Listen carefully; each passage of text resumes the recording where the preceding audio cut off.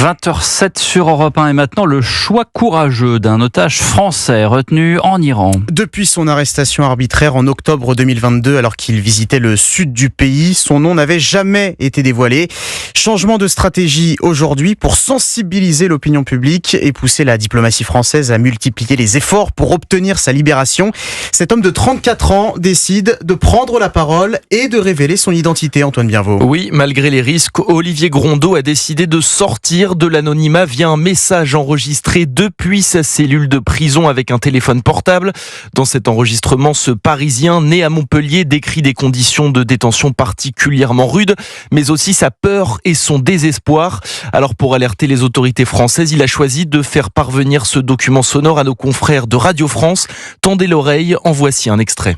Je suis retenu en otage depuis 2 ans et 3 mois par le gouvernement iranien. Le tribunal qui m'a condamné ne disposait d'aucun élément à charge. Je suis innocent. Je prends ma parole depuis ma cellule. Dans notre situation, prendre la parole, c'est prendre un risque. Mais il y a risque, donc il y a espoir, et il m'en reste très peu. Visiblement à bout de nerfs, Olivier Grondeau alerte aussi sur l'angoisse que vivent Cécile Kohler et Jacques Paris, un couple de Français eux aussi emprisonnés en Iran depuis 3 ans. Nos forces s'épuisent, affirme Olivier Grondeau dans son message. Une détention arbitraire qui n'est malheureusement pas rare en Iran. Plusieurs ONG accusent en effet la République islamique de s'en servir comme monnaie d'échange pour mettre la pression aux Occidentaux, notamment dans les négociations sur le nucléaire iranien.